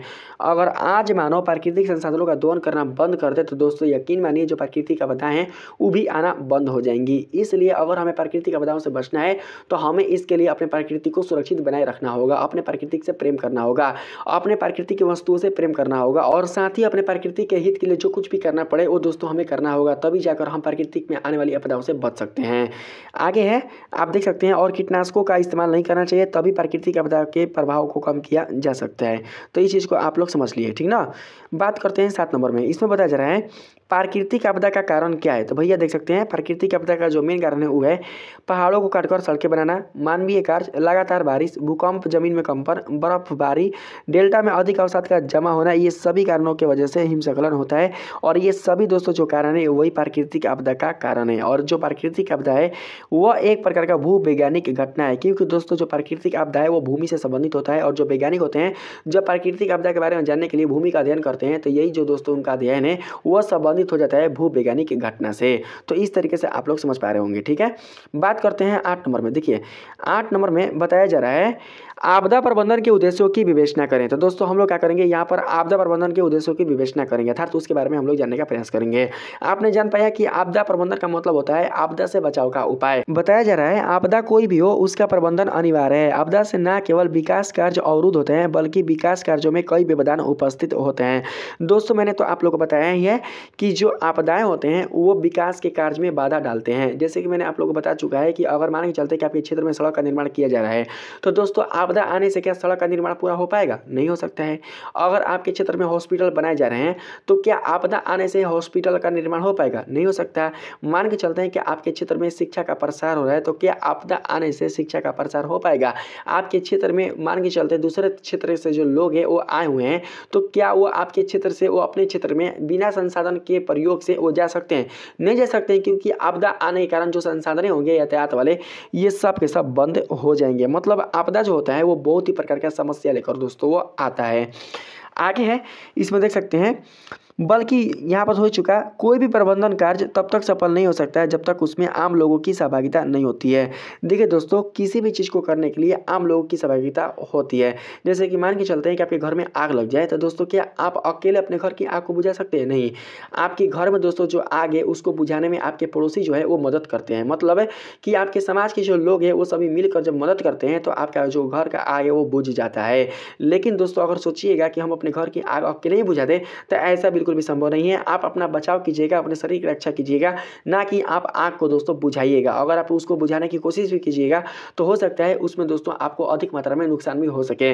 मतलब जो समाज होता है वो लोगों के सहयोग के कारण चलता है। अगर आज मान के चलते हैं कि जो समाज है वो आपकी रक्षा करता है तो हो सकता है कल के समय में आप भी दूसरे समाज की रक्षा कर सकते हैं। मतलब उन समाजों की रक्षा कर सकते हैं जो समाज आपके प्रॉब्लम में वो रक्षा किया है। ठीक है, इस प्रकार से है जो समाज है वो दोस्तों आगे बढ़ पाता है। समाज की जो गाड़ी है वो आगे सुचारू ढंग से चल पाती है। इसीलिए जीवन में हमें कभी भी अपने आप में दोस्तों घमंड नहीं करना चाहिए। जो समाज के जो कार्य होते हैं उसमें मिलजुल कर अपनी भागीदारी रखनी चाहिए और जो समाज के कार्य होते हैं उसमें दोस्तों अपना योगदान रखना चाहिए। ठीक है, जिससे कि समाज का जो निर्माण है वो अच्छी तरीके से हो पाए और हम लोग समाज में एक अच्छे नागरिक के रूप में दोस्तों भागीदारी ले सकें। आगे है आम लोगों की सहभागिता तथा पंचायत की मदद से ठोस प्रशासनिक निर्णय लिए जा सकते हैं और वे निर्णय दीर्घकाल में प्रबंधन हेतु आवश्यक होते हैं। मतलब लंबे समय तक दोस्तों यह आवश्यक होते हैं जो कि प्रशासनिक द्वारा जो निर्णय लिए जाते हैं वही जो दोस्तों निर्णय है वो दीर्घकाल में प्रबंधन हेतु आवश्यक होते हैं। पूर्वानुमान या पूर्व जानकारी से अपने आसपास घटने वाली किसी भी संभावित विनाश से बचा जा सकता है। तो मैंने इस चीज़ को बता ही चुका कि जब आपको पता रहता है कि हाँ आपदा कितना समय बाद आने वाली है या जो आपदा है वो कौन सी है, इस आपदा से क्या क्या घट सकता है घटना, इसके बचाव के कौन कौन से उपाय है, जब ये सब आपको पता रहती है तो आप आराम से इन आपदाओं से बच सकते हैं। उतने समय तक आप अपनी सुविधाओं को दोस्तों तैयार कर लेते हैं जिससे कि उन आपदाओं से दोस्तों आप अपनी बचाव कर लेते हैं। आगे है उत्तर बिहार के लोग कोसी की विनाश लीला से बचने के लिए आपसी सहयोग से बात के अनुरूप जीवन शैली बना ली है। दोस्तों आप लोग यहाँ पर जो बात का संबंध है उसे आप लोग बाढ़ से जोड़कर रखना। आप सभी को पता है कि उत्तर बिहार के जो लोग हैं वो हर साल कोसी नदी में आने वाले बाढ़ से प्रभावित हो जाते हैं। और जो दोस्तों कोसी नदी है उसे बिहार का शोक भी कहा जाता है क्योंकि कोसी नदी के बाढ़ के प्रभाव के कारण बहुत सारे लोगों का दोस्तों जो संपत्ति होता है वो नष्ट हो जाता है। बहुत सारे जो लोग होते हैं वो बह जाते हैं, बहुत सारे लोग मृत्यु को प्राप्त हो जाता है, बहुत सारे लोगों का दोस्तों जो खेत होता है वो डूब जाता है, जो घर होता है वो बह जाता है, जो उनके माल मवेशी होते हैं वो भी बह जाते हैं। इसीलिए बिहार का शोक कोसी नदी को कहा जाता है। लेकिन दोस्तों यहाँ पर समझने वाली बात यह है कि बिहार के उत्तर बिहार के जो लोग होते हैं अब यह कोसी नदी के बाढ़ के प्रभाव से बिल्कुल भी भयभीत नहीं होते क्योंकि उनको पता होता है कि ये जो बाढ़ है वो हर साल आने वाली है। इसलिए हम इससे बिल्कुल भी भयभीत नहीं होंगे। मतलब कि वो अपने जीवन को इसके अनुरूप बना चुके हैं। आपको पता होगा कि जब किसी मनुष्य के जीवन में एक ही दुख बार बार आने लगे तो जो मनुष्य है अब उस दुख को ही अपने जीवन के एक दोस्तों अंग को मान लेता है। ठीक है, वो ऐसा मान लेता है कि अब ये जो दुख है वो हमारे जीवन का एक अंग बन चुका है और उस दुख के अनुसार ही वो जीना सीख चुका होता है। इसलिए इस दुख से वो बिल्कुल भी घबराता नहीं है क्योंकि वो उस दुख के अनुसार अपने जीवन को ढाल लिया होता है। ठीक उसी प्रकार से उत्तर बिहार के जो लोग होते हैं वो अपने शैली को उसके अनुरूप बना चुके हैं कि हाँ, जब बाढ़ आएगा तो हमको कहाँ जाना है और जब बाढ़ चला जाएगा तो फिर हमको अपने स्थान पर आ जाना है। आप सभी को पता होगा कि बाढ़ आते ही उत्तर बिहार के जो लोग होते हैं वो अपने आवास को, अपने जगह को छोड़कर वो दूसरी जगह पर चले जाते हैं, जिससे कि इनके जो सामान होते हैं और इनकी जो संपत्ति होती है उनकी सुरक्षा हो जाती है। ठीक है, और जब बाढ़ की समस्या जब खत्म हो जाती है तो फिर वो अपने स्थान पर पुनः वो वापस आ जाते हैं और इस तरीके से दोस्तों वो अपने माल मवेशी और अपने सामान की रक्षा करते हैं। तो इस प्रकार से आप समझ पा रहे होंगे कि उत्तर बिहार के जो लोग हैं होते हैं वो बाढ़ जैसी समस्या से बचने के लिए वो किस तरीके से दोस्तों दुविधाओं से वो झेलते हैं, अर्थात कैसी कैसी परेशानियों का उन लोगों का सामना करते हैं। तो आप लोग समझ पा रहे होंगे। आगे है 9 नंबर में। देखिए 9 नंबर में बताया जा रहा है आपदा प्रबंधन क्या है। आपदाएं चाहे जिस प्रकार की हो, इनसे धन जन एवं संसाधनों की अपार क्षति होती है। आपको पता है कि जो आपदाएं होती है वो 2 प्रकार की होती है और इन दोनों प्रकार की आपदाओं से अपार क्षति होती है। इसलिए इन आपदाओं से बचने के लिए हम जो कुछ भी उपाय करते हैं यही उपाय आपदा प्रबंधन कहलाता है। ठीक है, 10 नंबर में बताया जा रहा है आपदा प्रबंधन उपग्रह फोन का क्या उपयोग है। तो दोस्तों आप लोग समझना, उपग्रह फोन आपदा प्रबंधन में सर्वाधिक प्रयोग में लाया जाने वाला साधन है। ऐसे फोनों के लिए उपग्रह ही टेलीफोन संचेज के रूप में कार्य करता है। दोस्तों ये जो आपदा उपग्रह जो फोन है यह एक प्रकार का दोस्तों साधन है। किस चीज़ का साधन है? तो दोस्तों आपदा प्रबंधन का साधन है। मतलब इसकी सहायता से आप पता कर सकते हैं कि जो आपदा है वो कहाँ पर आने वाली है और कितना समय बाद आने वाली है और कौन सी आपदा है, इसे दोस्तों आप पता लगा सकते हैं। और इस प्रकार से दोस्तों आप अपना उपाय दोस्तों इस फोन की सहायता से कर सकते हैं अपने बचाव के लिए। ठीक है, आगे है आप लोग देख सकते हैं ये फ़ोन बहुत ही विश्वसनीय आवाज़ एवं डाटा संचार प्रदान करते हैं एवं इन्हें सुविधा अनुसार कहीं भी ले जाया जा सकता है। यानी कि अगर आप लोग आपदा प्रभावित क्षेत्रों में जाते हैं तो ऐसी स्थिति में दोस्तों आप लोगों को ये फ़ोन लेकर जाना चाहिए, जिससे कि आपको पता चल पाएगा कि हाँ आपके क्षेत्र में कौन सी आपदा आने वाली है और कितना समय बाद आने वाली है, जिससे कि आप उस क्षेत्र को तुरंत ही छोड़कर आप दूसरे क्षेत्रों में जा सकें और आने वाली आपदा से आप बच सकें। ठीक है, 11 नंबर में बताया जा रहा है बिहार एक सर्वाधिक आपदाग्रस्त राज्य कैसे। बिहार एक ऐसा राज्य जहां कई प्रकार का प्राकृतिक आपदाएं आती रहती है, जैसे कि बाढ़, सूखा, तूफान, वज्रपात और भूकंपीय आपदा।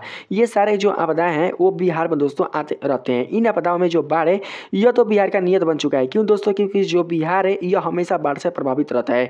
कभी आप लोग दोस्तों सुनते होंगे कि गया डूब गया, कभी सुनते होंगे दोस्तों कि पटना डूब गया, कभी आप लोग सुनते होंगे दोस्तों ऐसे बहुत सारा जिला है जो कि बाढ़ के प्रभाव में आने के कारण वो डूब जाते हैं। तो इसलिए बताया जाता है कि जो बिहार है वो बाढ़ के प्रभाव के कारण बराबर यह संकटग्रस्त बना रहता है और वहाँ के जो लोगों का जीवन है वो भी संकटपूर्ण बना रहता है। उत्तर बिहार के लोग प्रत्येक वर्ष बाढ़ की परेशानी को झेलते हैं। यहाँ पर जो बात है ना, इसका अर्थ आप लोग बाढ़ से लेकर रखना, ठीक ना। बाढ़ की परेशानी को झेलते हैं। आप सभी को पता है कि उत्तर बिहार के जो लोग होते हैं वो कोसी नदी के बाढ़ के प्रभाव के कारण दोस्तों यह प्रभावित तो होते रहते हैं। उत्तर बिहार के लोगों का जो जीवन होता है वो उत्तर बिहार में आने वाले बाढ़ के कारण कष्टमय हो जाता है, जिससे कि दोस्तों इनका जो जीवन है वो बहुत ही दोस्तों संकटमय हो जाता है। सूखा का प्रभाव दक्षिण पश्चिमी और मध्य दक्षिण बिहार में अधिक पड़ता है और सूखा भी एक प्रकार का बहुत ही विशाल दोस्तों विनाशकारी आपदा होता है, जिसके प्रभाव में आने के कारण लोगों में दोस्तों जो भूखमरी जैसी समस्या है वो उत्पन्न हो जाती है। तूफान का प्रभाव बिहार के उत्तरी पूर्वी जिलों में अधिक पड़ता है। दोस्तों तूफान आने से जो गरीब वर्ग के लोग होते हैं उनका घर दोस्तों उजड़ जाता है और साथ ही उनका जो आवास है वो भी छीन लिया जाता है। भूकंप का सर्वाधिक प्रभाव उत्तरी बिहार के सीमावर्ती क्षेत्रों में पड़ता है। मतलब है कि भूकंप का जो प्रभाव है जहाँ पर दोस्तों सीमावर्ती क्षेत्र है ना उत्तर बिहार के, वहाँ पर भूकंप का जो प्रभाव है वो अधिक मात्रा में देखने को मिलता है। तो इस प्रकार से आप कह सकते हैं कि बिहार अधिक मात्रा में आपदाग्रस्त राज्य है। बात करते हैं 12 नंबर में। इसमें बताया जा रहा है प्राकृतिक आपदाओं का पर्यावरण पर क्या प्रभाव पड़ता है। तो आप लोग समझना भैया, प्राकृतिक आपदा अपने साथ बहुत सारा विनाश लेकर आती है। इससे धन जन का भारी नुकसान होता है। मैंने ये सारा चीज़ आप लोगों को बता चुका है। प्राकृतिक आपदा के कारण मकान, घर, इमारत, पुल, सड़कें टूट जाती है, करोड़ों रुपए का नुकसान हो जाता है। जिस किसी भी क्षेत्र में दोस्तों अगर प्राकृतिक आपदाएं आती हैं और उसके आने से मकान, घर, इमारत, पुल, सड़क अगर टूट जाती है तो दोस्तों उस क्षेत्र में करोड़ों रुपये का नुकसान होता है। उस क्षेत्र की जो अर्थव्यवस्था होती है वो बहुत ही दोस्तों बहुत ही खराब हो जाती है और साथ ही उस क्षेत्र के जो लोग होते हैं वो बहुत ही संकटमय जीवन को व्यतीत करने लग जाते हैं। आगे है रेल, सड़क, हवाई मार्ग बाधित हो जाते हैं। मतलब जितने सारे यातायात के साधन होते हैं वो सब के सब बंद कर दिए जाते हैं, जिससे कि जो लोग होते हैं वो एक स्थान से दूसरे स्थान तक बिल्कुल भी जा नहीं पाते, क्योंकि जो सड़कें होते हैं वो ध्वस्त हो जाते हैं। तो जो यातायात के साधन है वो कैसे चल पाएंगे बताइए? नहीं चल पाएंगे। वन जीव नष्ट हो जाते हैं। दोस्तों जो आपदाएं आते हैं वो केवल हमारे जीवन के लिए संकटमय नहीं होते हैं बल्कि वन जीवों के लिए भी संकटमय होते हैं, क्योंकि आपदाओं के आने के कारण जो वन जीवों का जीवन होता है वो भी दोस्तों संकटमय हो जाता है, वो भी दोस्तों मर जाते हैं। वातावरण प्रदूषित हो जाता है। वन नष्ट हो जाते हैं। पारिस्थितिकी तंत्र को नुकसान पहुंचता है। जिस शहर देश में भूकंप, बाढ़, सुनामी, तूफान, भूस्खलन जैसी आपदा आती है वहाँ पर सब कुछ नष्ट हो जाता है। दोस्तों आप सभी को पता है कि जो बाढ़, जो सुनामी और जो तूफान जैसी जो आपदा है यह एक प्रकार का विनाशकारी आपदा है और इनके आने से बहुत ही अधिक मात्रा में क्षति देखने को मिलती है। इसलिए ये आपदाएं जिस किसी भी क्षेत्र में आती है उस क्षेत्र को यह तबाह कर रख देती है, अर्थात उस क्षेत्र का सब कुछ दोस्तों नष्ट हो जाता है। ठीक है, बात करते हैं आगे। लाखों लोग बेघर हो जाते हैं, फोन संपर्क टूट जाता है, जलवायु परिवर्तित हो जाती है, लाखों लोग अचानक से काल के गाल में समा जाते हैं। दोस्तों आपको पता होगा कि भूकंप से जो लोग होते हैं उनके घर छीन जाते हैं और इसलिए वो बेघर हो जाते हैं। फोन संपर्क टूट जाता है जिससे कि वो अपने दुखों को बिल्कुल भी एक दूसरे से व्यक्त नहीं कर पाते हैं। जलवायु परिवर्तित हो जाती है जिससे कि वो बीमार हो जाते हैं। लाखों लोग अचानक से काल के गाल में समा जाते हैं, मतलब संकटमय स्थिति में चले जाते हैं। प्राकृतिक आपदा हमेशा अपने पीछे भयंकर विनाश छोड़ जाती है। दोस्तों आपको पता है कि जो प्राकृतिक आपदाएं होती है वो कुछ समय के लिए आती है और सब कुछ तबाह करके चल जाती है। मतलब जिस क्षेत्र को तबाह करती है उस क्षेत्र में दोस्तों ऐसा लगता है कि वहाँ पर कुछ था ही नहीं। ठीक ना, यानी कि वो जो क्षेत्र है वो शमशान का दोस्तों एक मंजर जैसा प्रतीत होता है। शहर को दोबारा बनाने में फिर से संघर्ष करना पड़ता है, करोड़ों रुपए फिर से खर्च करने पड़ते हैं। बाढ़, मूसलाधार बारिश, ओलावृष्टि जैसी आपदा सभी फसलों को नष्ट कर देती है जिससे कि भूखमरी जैसी समस्या देखने को मिलती है, जिससे देश में अनाज की कमी हो जाती है, लोग भूखमरी का शिकार हो जाते हैं। सूखा, महामारी जैसी प्राकृतिक आपदा आने से पूरे प्रदेश में बीमारी फैल जाती है। दोस्तों जब सूखा और भूखमरी जैसी समस्या उत्पन्न हो जाएगी तो उस स्थिति में जो लोग होंगे, जो बच्चे होंगे, उनका अच्छा खासा खाने को नहीं मिलेगा। जब अच्छा खासा खाने को नहीं मिलेगा तो ऐसी अवस्था में वो बीमार पड़ जाएंगे और ऐसी अवस्था में महामारी जैसी जो बीमारी है वो उत्पन्न हो जाती है, जो कि एक प्रकार का दोस्तों ये भी एक आपदा ही कहलाती है। बात करें नोट में तो दोस्तों देख सकते हैं नोट में बताया जा रहा है 1992 से 93 में इथोपिया में भयंकर सूखा पड़ा जिसमें 30 लाख से अधिक लोगों की मृत्यु हो गई। दोस्तों समझ सकते हैं कि जब इथोपिया में इतने सारे लोग मरे होंगे तो इथोपिया का जो मंजर होगा वो दोस्तों शमशान की तरह दिख रहा होगा। तो आप समझ पा रहे होंगे कि जो आपदा होता है वो कितना विनाशकारी होता है। आज भी हर साल हमारे देश में राजस्थान, गुजरात, आंध्र प्रदेश, उड़ीसा, मध्य प्रदेश में सूखा पड़ता है और सूखा के कारण बहुत सारे लोगों का जो जीवन है वो दोस्तों बहुत ही संकटमय हो जाता है। बात करते हैं 13 नंबर में। इसमें बताया जा रहा है भूकंप किसे कहते हैं। तो दोस्तों समझिएगा, पृथ्वी की सतह के अचानक हिलने को भूकंप या भूचाल कहते हैं। भूकंप का मतलब होता है कि भू का कंपन होना, मतलब भूमि का कंपन होना, और भूचाल का मतलब होता है भूमि का चलना। मतलब भूकंप और भूचाल एक ही चीज़ है, ठीक ना। इसमें धरती में दरारें पड़ जाती हैं और तेज झटके लगते हैं। भूकंप आने से घर, मकान, इमारतें, पुल, सड़कें सब टूट जाते हैं, ये सब आपको पता है। इमारतों में दबने से हजारों लाखों लोगों की मृत्यु हो जाती है। ठीक है, आगे है पृथ्वी के अंदर प्लेटों में हलचल और टकराने की वजह से भूकंप आते हैं। 26 जनवरी 2001 में गुजरात में विनाशकारी भूकंप आया था। इसमें 20,000 से अधिक लोगों की जानें चली गई थी। तो समझ सकते हैं कि जो भूकंप है वो कितना विनाशकारी दोस्तों यह आपदा है, जिसके प्रभाव में लोगों का जान भी दोस्तों जा सकता है। अप्रैल 2015 में नेपाल में विनाशकारी भूकंप आया था जिसमें 8,000 से अधिक लोग मारे गए। दोस्तों आपने जाना होगा कि नेपाल में जब विनाशकारी भूकंप आया था तो उस स्थिति में नेपाल जो था वो दोस्तों शमशान की तरह दिख रहा था। नेपाल के बहुत सारे लोग मर चुके थे। नेपाल में दोस्तों केवल मातम का ही स्वरूप देखने को मिल रहा था हर जगह। इसलिए पूरी दुनिया नेपाल के लिए दोस्तों भगवान से प्रार्थना कर रही थी कि नेपाल की जो स्थिति है वो सुधर जाए, नेपाल के जो लोग हैं उनमें हिम्मत आ जाए और नेपाल के जो लोग हैं वो अपने आप को वो सुरक्षित बनाकर रखें और साथ ही इनकी जो संपदा है वो फिर से वो व्यवस्थित हो जाए। और एक समय दोस्तों ऐसा आ चुका है, यानी वो जो समय है वो ऐसा आ चुका है कि आज नेपाल के जो लोग हैं वो अपने आप को समृद्ध बना चुके हैं। और ऐसा तभी हो पाया है जब नेपाल के सारे जो लोग हैं वो एक दूसरे का साथ दिए हैं, एक दूसरे के साथ मिलजुल कर रहे हैं, तब जाकर नेपाल जैसी इस समस्या का समाधान हो पाया है। 20,000 से अधिक लोग घायल हुए थे। कहाँ? नेपाल में जो भूकंप आया था ना उसी में। 14 नंबर में बात करते हैं हम लोग भूकंप से बचाव के लिए क्या उपाय करना चाहिए। तो दोस्तों आप लोग समझना कि भूकंप से बचाव के लिए क्या क्या उपाय हैं। भूकंप आने पर इमारत, बिल्डिंग, मकान, ऑफिस से फौरन बाहर खुले में आ जाना चाहिए, क्योंकि दोस्तों जब भूकंप आएगा तो इमारत, बिल्डिंग, मकान, ऑफिस, ये सारे के सारे जो आप दोस्तों बिल्डिंग्स देख रहे हैं ये सब गिर जाएंगे। तो ऐसी अवस्था में दोस्तों आप लोग इनके मलबे के नीचे दबकर मर भी सकते हैं। इसलिए हमें सबसे पहले इन सभी चीज़ों से बाहर निकलकर हमें ऐसे स्थानों पर जाना चाहिए जहाँ पर कोई भी दोस्तों बिल्डिंग, मकान या इमारत बड़े बड़े ना हो। ठीक है, यानी हमें खुले में जाना चाहिए। 2 नंबर में है किसी भी इमारत के पास खड़े ना हो। अगर आप किसी इमारत के पास खड़े होइएगा तो इमारत का कोई टुकड़ा अगर आपके सर पे आकर गिरेगा तब मर जाइएगा दब के, ठीक ना। इसीलिए किसी इमारत के पास खड़े नहीं होना चाहिए।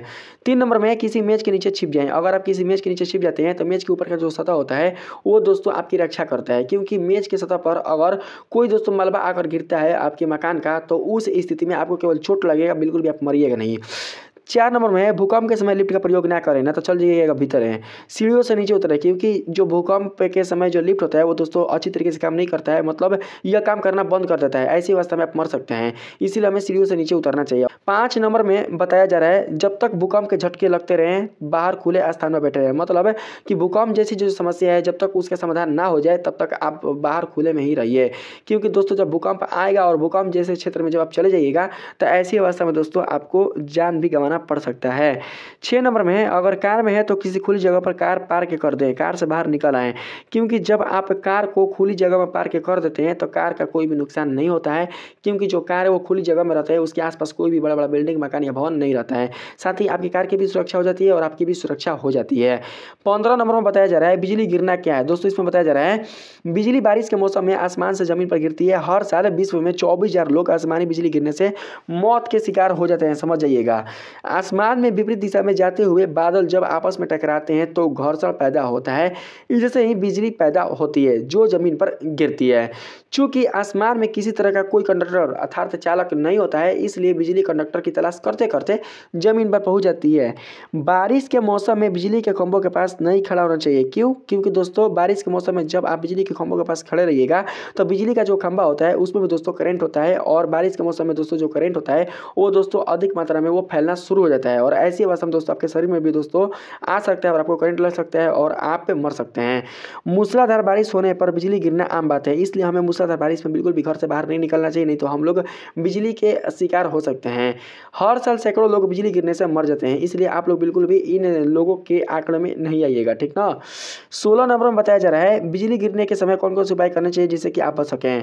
देखिए निम्न उपाय है, बात करते हैं हम लोग पहला नंबर में। जब भी मौसम खराब हो, आसमान में बिजली चमक रही हो, कभी भी किसी पेड़ के नीचे खड़े ना हो, क्योंकि दोस्तों पेड़ों के पास जो बिजली होती है वो अधिक मात्रा में गिरती है, इसलिए हम लोग को पेड़ों से दूरी बनाए रखनी चाहिए, हमें पेड़ के पास बिल्कुल भी खड़े नहीं होना चाहिए। 2 नंबर बताया जा रहा है बिजली के खंभों से दूर रहें, धातु की वस्तु से दूरी बनाए रहें, बिजली के उपकरणों से दूर रहें, मोबाइल फोन का इस्तेमाल ना करें, क्योंकि सब जितने सारे उपकरण देख रहे हैं ये सब के सब दोस्तों करंट के प्रवाह को यह प्रदर्शित करते हैं, और जब करंट का प्रवाह होगा तो ऐसी स्थिति में आपकी जान भी जा सकती है, इसलिए हम सभी को इन उपकरणों से दूर रहना चाहिए।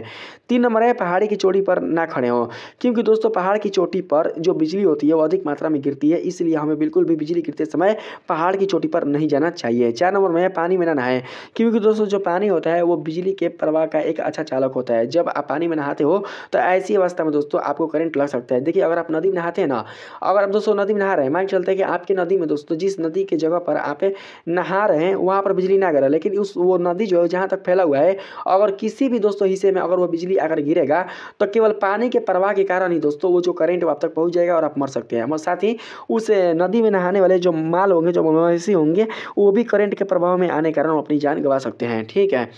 ऐसा करके आप बिजली से बच सकते हैं, ठीक। आगे है 5 नंबर में बिजली गिरते समय अगर आपके पास आसपास छुपने की जगह ना हो तो किसी गड्ढे जैसी जगह पर घुसकर छुप जाएं, या सर को नीचे करके घुटनों को मोड़कर पंजों के सहारे नीचे बैठ जाएं और अपने दोनों पैर के एड़ियों को जोड़ें और कानों की उंगलियों को से बंद कर दें। ऐसा इसलिए बताया जा रहा है क्योंकि दोस्तों जब बिजली गिरता है ना तो बहुत ही भयानक आवाज़ उत्पन्न करता है, जिसकी आवाज़ को सुनकर दोस्तों आपकी जान भी जा सकती है, आपको हार्ट अटैक भी आ सकता है। इसलिए ऐसी अवस्था में आप चुकू मुकू बैठ जाए और अपने कान को दोनों उंगलियों से बंद कर दें, जिससे कि जो बिजली की आवाज़ है वो आपको कम सुनाई दें और आप अपने आप की सुरक्षा कर सकें।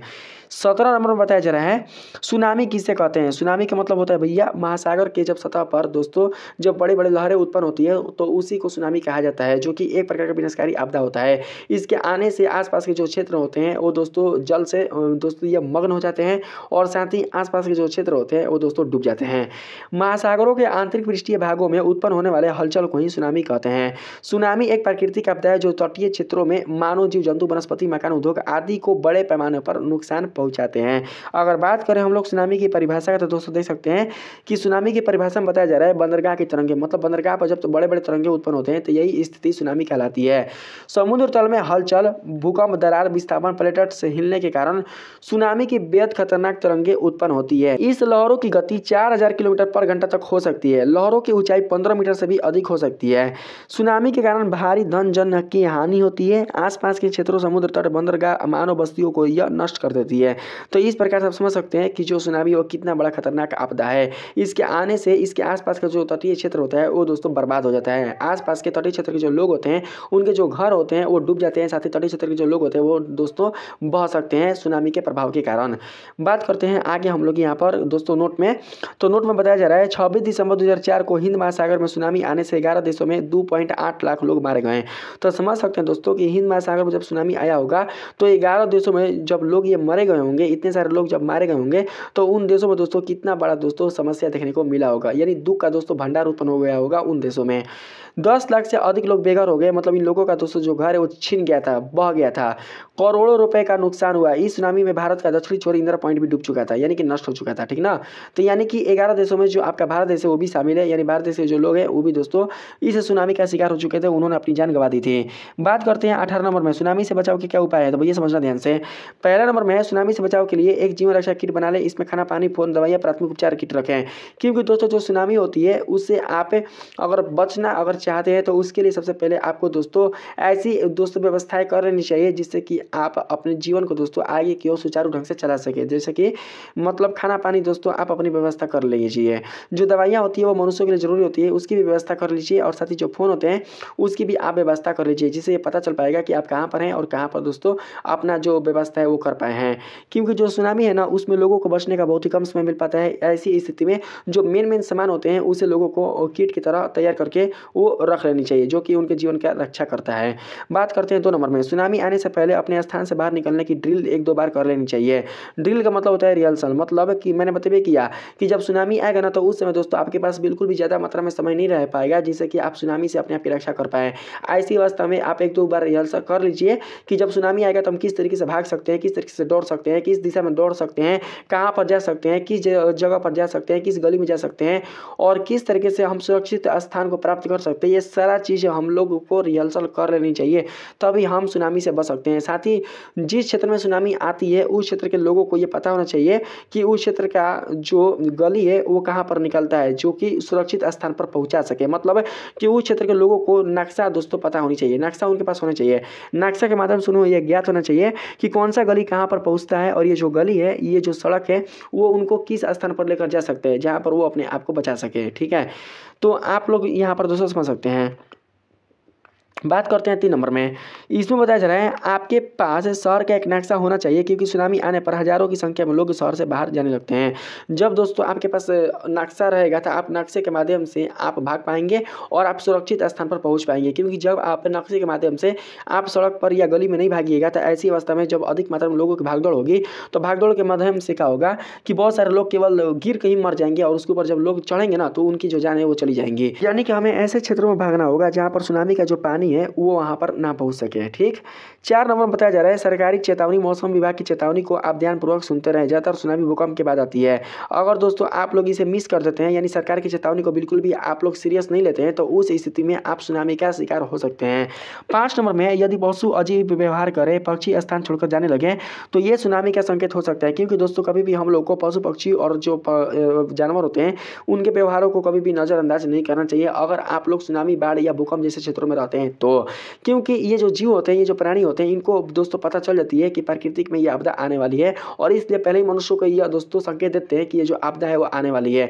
इसलिए मनुष्यों को कभी भी जानवरों का जो ये संकेत है उसको हल्के में नहीं लेना चाहिए अगर वो भूकंप यानी कि आपदा वाले क्षेत्रों में रह रहे हैं तो। बात करते हैं 6 नंबर में।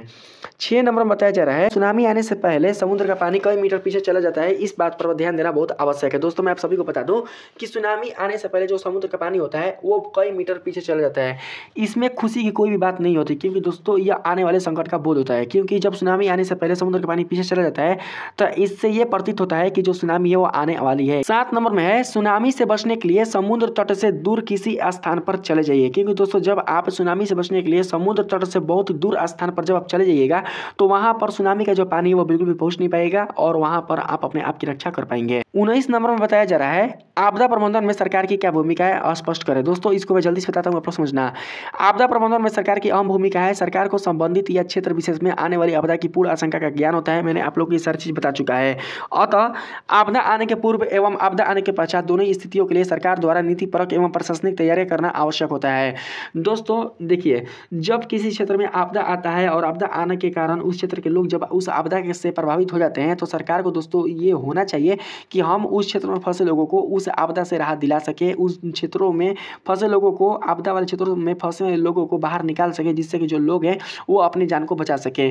जिन लोगों को पास रहने के लिए आवास नहीं है, सरकार को दोस्तों कोशिश करना चाहिए कि उन लोगों को आवास दे सके। साथ ही जिन लोगों के पास खाने पीने के लिए कोई भी दोस्तों वस्तु या सामग्री नहीं है, तो सरकार को कोशिश करना चाहिए कि उनको खाने पीने के लिए सामग्रियाँ उपलब्ध करा सके, क्योंकि सरकार का काम होता है अपने प्रजा की रक्षा करना। अगर वो अपने प्रजा की रक्षा नहीं करेगा तो उस स्थिति में वो अच्छा सरकार नहीं है। और साथ ही सरकार ही नहीं बल्कि जो बहुत सारे जो लोग हैं वो उस देश में रहने वाले या उस क्षेत्र उस नगर में रहने वाले, उनका भी ये कर्तव्य बनता है कि जिस क्षेत्र में बाढ़ आया हुआ है तो उस क्षेत्र के लोगों को वो दोस्तों सहायता करें, जिससे कि अगर आपके क्षेत्र में भी कभी दोस्तों ऐसी समस्या आए तो ये जो लोग हैं वो आपकी भी मदद कर सके। तभी जाकर दोस्तों हमारा जो देश होगा, हमारा जो समाज होगा वो काफ़ी मजबूत बन पाएगा। तो ऐसा ही दोस्तों काम करना चाहिए। अगर आप लोग दुख में सब मिलजुल कर एक साथ अगर दोस्तों अगर आप लोग साथ दीजिएगा तो जो दुख है वो भी दुख नहीं बल्कि दोस्तों दुख वाली जो घड़ी है वो भी सुख जैसा प्रतीत होने लगेगा। इसके अंतर्गत वैकल्पिक संचार व्यवस्था, राहत कैंप की व्यवस्था, आवश्यक वस्तुओं की आपूर्ति एवं कार्यों का करना शामिल है। ये सब कुछ दोस्तों जो है वो जो सरकार है वो उपलब्ध कराता है अपने प्रशासनिक बल पर। ठीक है, आप लोग समझ पा रहे होंगे। बात करते हैं यहाँ पर हम लोग 20 नंबर में, इसमें है बताया जा रहा है, आप लोग देखिएगा, प्राकृतिक आपदा एवं मानव जनित आपदा में अंतर उदाहरण सहित प्रस्तुत करें। तो बात करते हैं सबसे पहले हम लोग प्राकृतिक आपदा में। दोस्तों आप लोग जानते हैं कि जो प्राकृतिक आपदा होती है वो प्राकृतिक घटना के कारण उत्पन्न होती है। जैसे कि देख सकते हैं हमारे वातावरण में घटित होने वाली वैसी घटनाएं जो प्राकृतिक कारणों से उत्पन्न होती है उसे प्राकृतिक आपदा कहते हैं। जैसे कि बाढ़, सूखा, सुनामी, भूस्खलन, चक्रवात आदि जो घटनाएं होती हैं वो कहलाती हैं प्राकृतिक आपदा। अगर मानव जनित आपदा में देखें तो इसमें बताया जा रहा है वैसी घटनाएं जिसकी उत्पत्ति में मानवीय कारकों जिसके घटित होने के फलस्वरूप अधिक संख्या में मानवों को हानि पहुंचती है मानव जनित आपदा कहलाती है। जैसे कि रेल मार्ग, आतंकवाद, महामारी, सांप्रदायिक दंगे, युद्ध। दोस्तों ये सब सारे जो आपदा हैं ये आपके कहलाते हैं मानव जनित आपदा, और इन आपदाओं के कारण भी अधिक मात्रा में क्षति देखने को मिलती है। आप लोग को पता होगा कि कहीं पर दोस्तों जब ट्रेन उलटता है तो ये उलटता है किसके कारण है, तो ये उलटता है मानव के लापरवाही के कारण, कभी कभी ड्राइवर के लापरवाही के कारण, और कभी कभी दोस्तों जो लोग होते हैं वो दुश्मनी कारण क्या करते हैं कि पटरी को काट देते हैं, जिससे कि जो रेल होता है उलट जाता है। आतंकवाद, जब लोग या जो दुश्मन है जब हमारे देश पर बमबारी करते हैं, जब आतंकवाद फैलाते हैं, तो ये भी दोस्तों एक प्रकार का आतंकवाद होता है। यानी कि इस समस्या में, इस आपदा में जो बेगुनाह लोग होते हैं, जो बेगुनाह बच्चे होते हैं वो मारे जाते हैं। जो गरीब परिवार के जो लोग होते हैं उनका जो जीना होता है वो काफ़ी मुश्किल हो जाता है इन सब समस्याओं के कारण। महामारी से क्या होता है दोस्तों कि अधिक मात्रा में जो लोग होते हैं वो बीमार हो जाते हैं। मतलब ये जो बीमारी होती है वो अधिक मात्रा में संक्रामक रूप से वो आगे की ओर बढ़ती जाती है लोगों की लापरवाही के कारण। मतलब ये सारे के सारे जो आपदाएं होते हैं यह मानव जनित आपदा के रूप में आते हैं। तो इस प्रकार से दोस्तों आप लोग देख पा रहे होंगे कि मैंने आप लोगों के लिए आपदा प्रबंधन से संबंधित कुल जितने सारे क्वेश्चन है इस वीडियो के माध्यम से आप लोग को बिल्कुल अच्छी तरीके से समझाने का प्रयास किया है। अगर दोस्तों आप लोगों को ये वीडियो पसंद आया है, इस वीडियो के माध्यम से आप लोगों ने इस वीडियो में दिए जा रहे कुल जितने सारे क्वेश्चन है उसको अच्छी तरीके से समझने का प्रयास किया है, तो प्लीज़ दोस्तों आप लोग मेरे इस वीडियो को लाइक कीजिएगा, सब्सक्राइब कीजिएगा और पसंद है तो अपने दोस्तों में भी शेयर कीजिएगा। मिलते हैं फिर से एक नए वीडियो के साथ, तब तक के लिए धन्यवाद।